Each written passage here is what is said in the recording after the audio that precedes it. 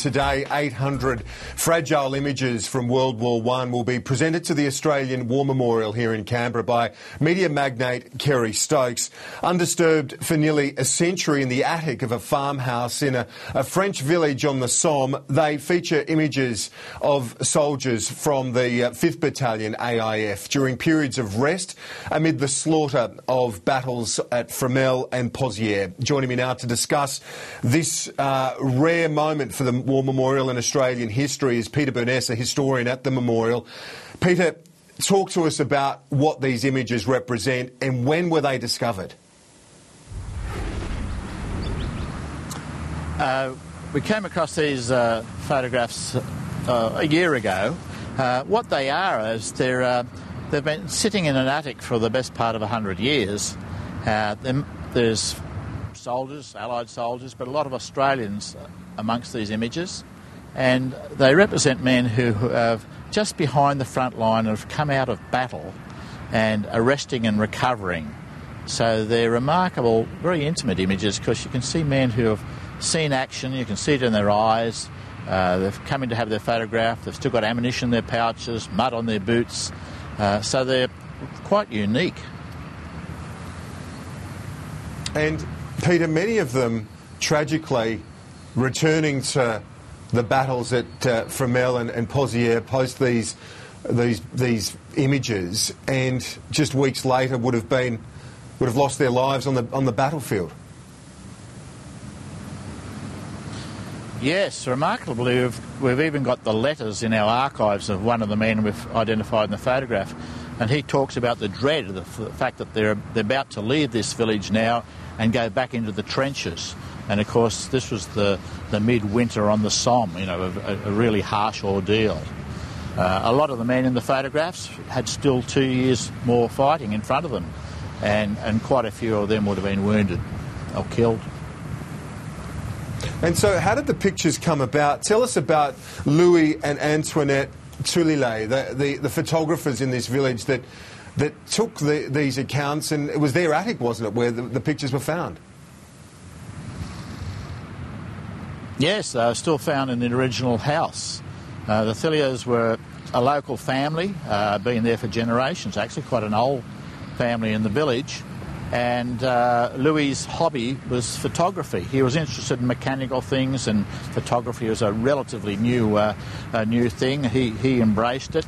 And so whilst there were soldiers billeted in his village, and the village was used quite extensively for that, he took the opportunity to open up a little, literally a backyard studio to take these images, and the glass plate negatives were kept and stored and remained in the house until today. And as you say, they're poignant images. You see in many of these pictures the torment and the grief that these men have been through at a very young age, and yet also this rest that they're obviously enjoying amid the unspeakable horror of the Western Front. Yes, that's right, yes. Vignacourt was not far behind the front line. It was counted as a rest area, but I mean, soldiers didn't really get much rest there. They're more recovering from battle and then preparing for the next one. But you look into the eyes of men who've seen stiff fighting or endured the trenches through this terrible winter. That was notorious in itself, and so many of them would go on to fight more battles and a lot of them to be killed.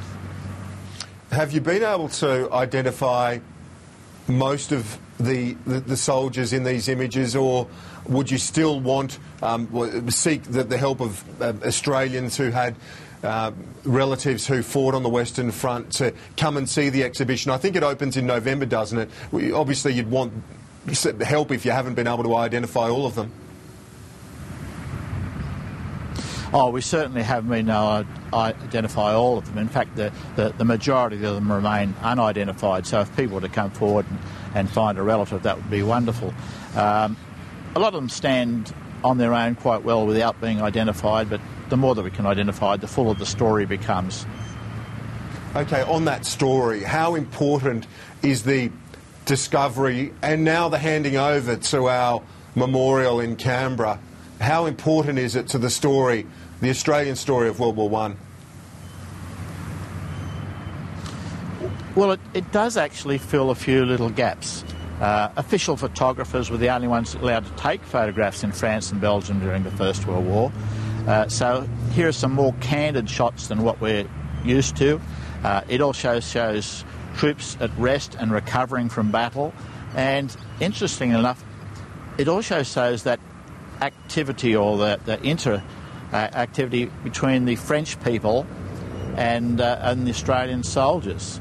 There is actually a second group of photographs which were taken on the day the war ended. You see the French villagers and the Australian soldiers celebrating the end of the war. You know, that's just another part of, you know, this rich collection. There is and remains such goodwill, doesn't there, from the French towards the Australians because of that legacy. And it was a French historian, wasn't it, that initially had argued for a greater search for these images. He'd heard about them, and finally they're going to be revealed to the Australian people. Yes, about 20 years ago there was a bit of a trail left by one of the Thurlier family relatives who released a couple of the photographs, but he'd since died, so the trail had gone cold, so to speak. So, you know, it was quite a discovery to come across the photographs still intact and still where they were in the first place.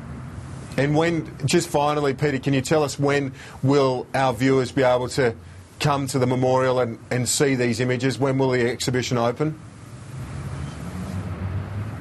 Yes, it opens later in the year, in November, and yeah, they'll be on display at the Australian War Memorial, and you know, we hope a lot of people come along and see them. They've attracted a lot of interest already, and you know, as you say, hopefully some people might even be able to identify a relative there. Indeed, and the exhibition will be called Remember Me, The Lost Diggers of Vinnicourt. Peter Burness, historian, senior historian at the Australian War Memorial. I appreciate your time this morning on AM Agenda. Thanks for being with us and sharing your insights into this moment in history.